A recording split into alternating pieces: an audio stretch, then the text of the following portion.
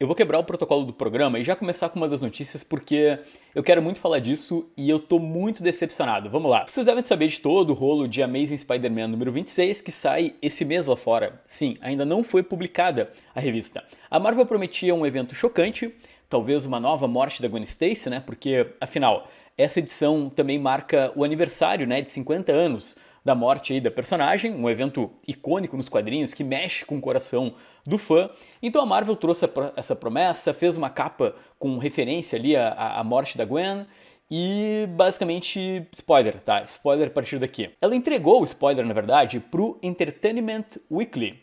E eles jogaram na headline o spoiler, que a Kamala Khan vai morrer no gibi do Homem-Aranha. E a gente tem páginas aqui, inclusive, que mostram, né, tem todo um preview que a Marvel liberou para esse site. Não é a Mary Jane que vai morrer, na verdade ela tá aqui abraçada no Paul, que talvez seja um pouco para lembrar o fã, né, e deixar ele um pouco mais irritado com essa página. A gente ainda tem para lembrar ali que o Paul faz parte da vida aí do Homem-Aranha. Ao mesmo tempo, aquele Fallen Friend, que era uma revista misteriosa da Marvel, na verdade vai ser a morte da Miss Marvel, né? E a gente tem o Homem-Aranha aqui. Vamos por partes. Primeiro de tudo, cara, imagina se um site grande pega um filme da Marvel e divulga um spoiler enviado pela própria Marvel para todo mundo. Para você ter uma ideia, o próprio Dan Slott, né, um roteirista aí conhecido do Homem-Aranha, estava pedindo no Twitter para as pessoas não divulgarem o spoiler, porque é um baita de um spoiler. Foram meses preparando o leitor para a informação ser jogada simplesmente num site com exclusividade. Calma, tá, peraí. Já apertou no botão do like? Eu já tinha pedido isso antes, não lembro, tá? Mas clica aí. Valeu. Ao mesmo tempo, é uma morte irrelevante a partir do ponto de que vai ter uma série da Miss Marvel. É óbvio que essa personagem não vai passar muito tempo fora dos quadrinhos. Uma boa parte dos fãs especula que o objetivo da Marvel é transformar a Miss Marvel em mutante. E eles vão fazer isso a partir dos quadrinhos. Tá, eu acho que eu já reclamei bastante, né? Primeiro os caras deram spoiler pra um site divulgar, ao mesmo tempo, né, 50 anos da morte da Gwen Stacy, para morrer uma personagem que nem é do gibi do Homem-Aranha especificamente, né? Aquela teoria que eu trouxe aqui do Norman Osborn era 80 vezes mais legal, né? Pra você ter uma ideia, uma capa variante dessa edição é a Mary Jane. Porque todo mundo pensou, ok, vão reproduzir o que aconteceu com a Gwen Stacy. Então não é uma surpresa boa, não é uma surpresa impactante, meio que ninguém sentiu nada com o que aconteceu. A única coisa que eu posso dizer é que pelo menos existe algum respeito, vamos dizer assim, pelos quadrinhos, a partir do ponto de que os quadrinhos ainda são material de base. Então é importante para Marvel fazer uma mudança nos quadrinhos para isso refletir de forma mais leve, talvez, no cinema. Tá, deixa eu tentar ficar mais leve e vamos recuperar o clima feliz do programa. E é difícil porque eu tô realmente irritado.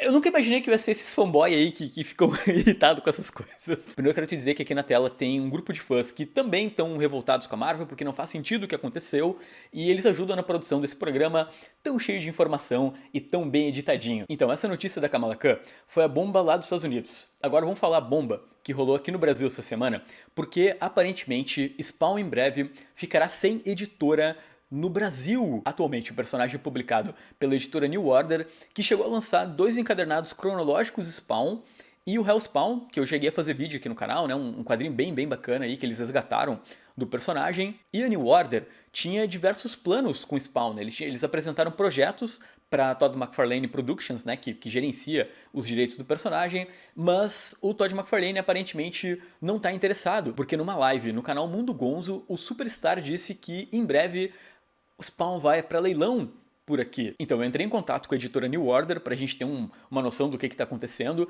porque, pô, pensa, é como tu ser, vamos dizer assim, demitido ao vivo, né, sem ser informado pelo teu patrão. Eles disseram o seguinte, ó, salve Vinícius, estamos fazendo contato com a Image, pois até onde eu saiba, estava tudo bem com o nosso relacionamento com eles. Estamos tentando dar sequência em novos lançamentos desde o ano passado e chegamos a adiantar muita coisa.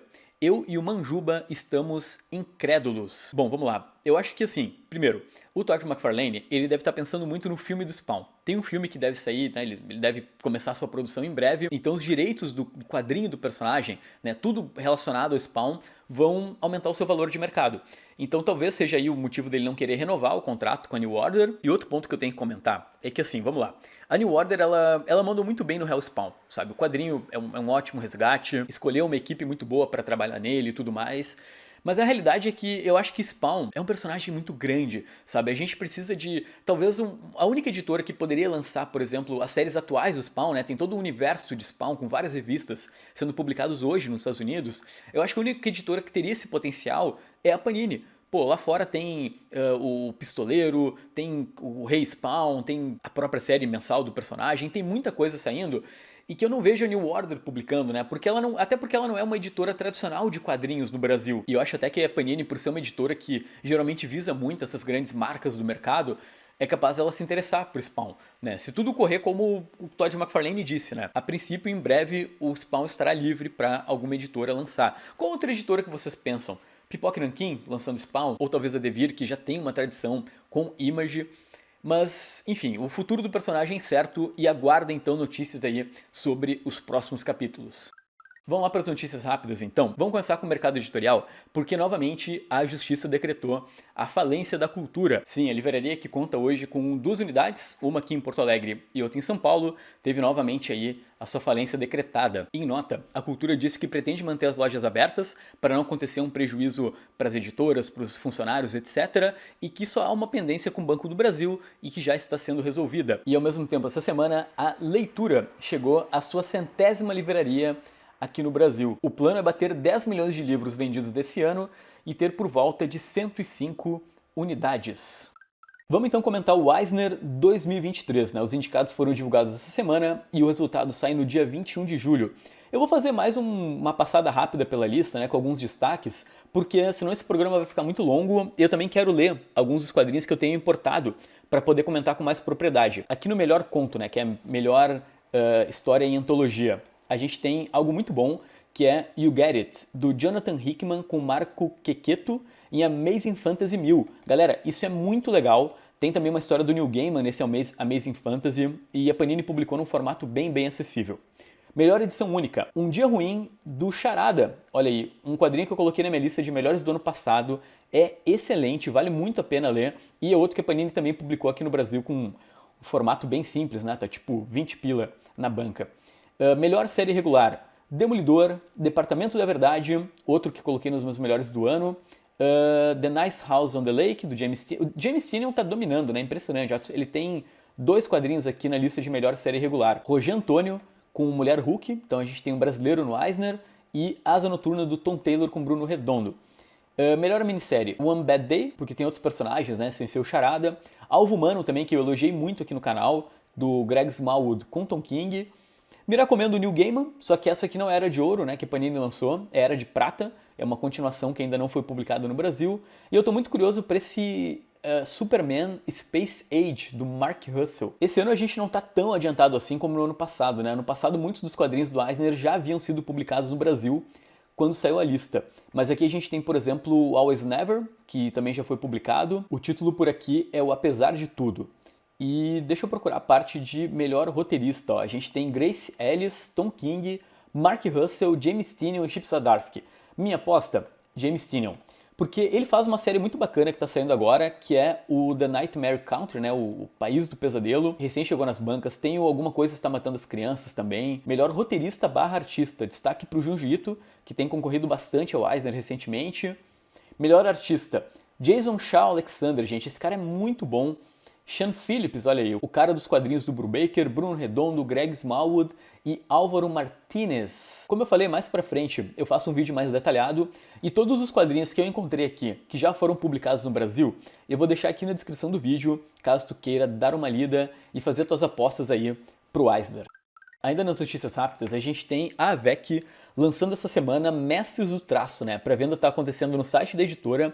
E, bom, isso aí não é um quadrinho, tá, gente? Na verdade, é um livro de entrevistas do Rafael Spaca, né? Ele é organizador. E aí tu vai ter Orlandelli, Maurício de Souza, Júlio Shimamoto, Marcelo Quintanilha, grandes nomes aí do quadrinho brasileiro, num livro de entrevistas com mais de... são 296 páginas, né? Quase 300. Esse momento do vídeo não é patrocinado nem nada, mas eu vou deixar aqui na descrição do vídeo o link da loja da AVEC para quem se interessar por esse lançamento. Vamos então falar sobre a nova equipe criativa do Demolidor. É outro anúncio da Marvel dessa semana. Aqui tem a capa do John Romita Jr. e a capa variante do Marco Checchetto.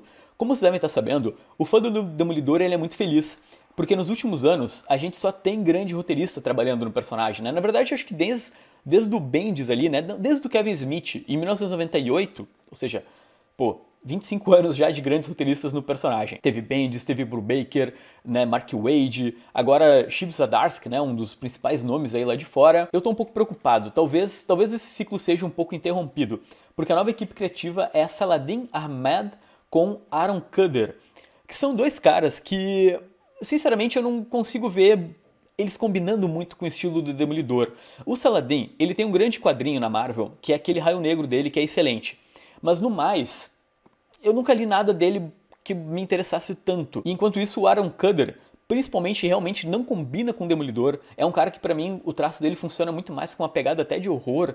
É um traço diferente. Eu acho que a Panini vai publicar no Brasil também encadernados, né? Como essa tradição aí do Demolidor.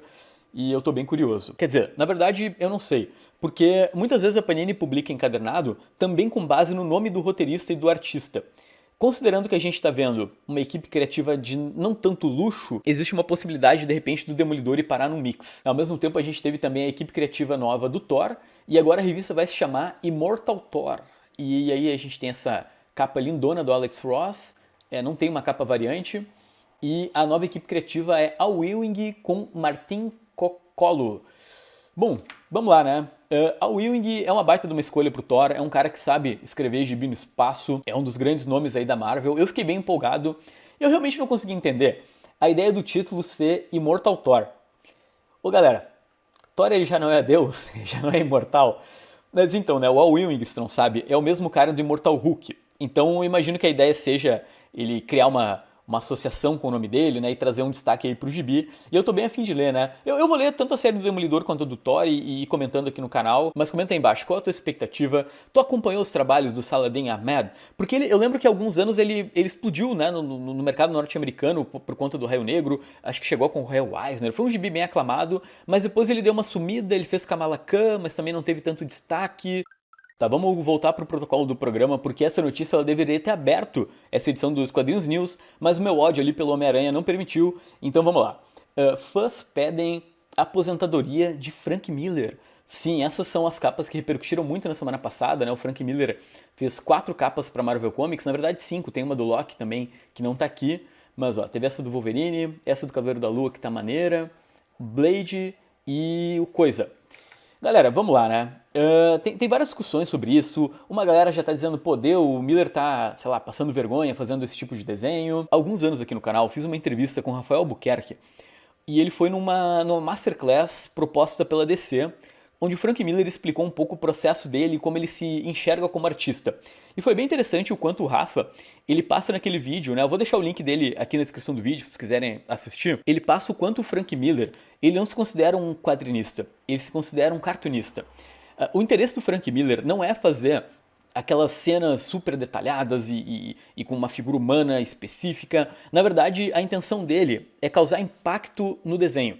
Economizar ao máximo no traço e exagerar numa pose impactante, em algo que realmente chame a atenção do leitor. Isso, muitas vezes, é muito mais importante para uma arte funcionar do que ela ser realista, do que ela ter, sei lá, toda uma renderização bonitinha. Eu não tenho como ficar neutro nessa discussão, porque eu sou muito fã do Frank Miller, mas vamos lá, né? Olha o impacto que esse coisa causa. Por exemplo, eu sou fã desse traço quadradão do Frank Miller, eu realmente gosto bastante. Essa polêmica ela foi tão grande pela internet que chegou a gerar uma coluna do Roberto Sadowski no UOL, pra tu ter uma ideia, né? Wolverine polêmico. Por que a arte do Frank Miller incomoda tanto? A verdade é que uma única ilustração do Wolverine, assinada por Frank Miller, recolocou os super-heróis da Marvel no holofote. Seus pares aplaudiram, entendendo a arte, né? Que não é uma arte estática. No traço do Miller, Wolverine foi traduzido como um amontoado de músculos pela selvageria que transmite perigo. É exatamente o que ele sempre foi, brutal. Há quem diga que Frank Miller desaprendeu a desenhar. Nada poderia estar mais longe da verdade. Seus desenhos pertencem não só às páginas dos gibis, eles merecem estar expostos numa galeria de arte. Galera, a realidade é que, primeiro, Frank Miller vende. É interessante pra Marvel colocar o cara pra desenhar, não importa o estilo dele, é o Frank Miller. E segundo, Assim, tem muita gente que não gosta do traço dele hoje. Galera, a gente não tá falando aqui de um time de futebol que tu é obrigado a torcer, que tu é obrigado a ir no estádio e ver o cara jogando no teu time. As pessoas podem ignorar a capa do Frank Miller e não comprar. São capas variantes, né? No Brasil a gente nem vai ver isso publicado. Que bom que o Frank Miller tá trabalhando até hoje. Esse cara, a gente deve muito ao Frank Miller, né? Os quadrinhos devem muito a esse cara. Foi muito bom te ter por aqui. Lembra que os links de tudo que eu comentei estão aqui embaixo, né? Então se quiser ver entrevista sobre o Frank Miller com o Albuquerque, tem o vídeo tem o vídeo do Todd McFarlane, tem os quadrinhos que já tem no Brasil e que estão concorrendo ao Eisner. É sempre um privilégio a tua presença, tá? Boa noite. Boa noite.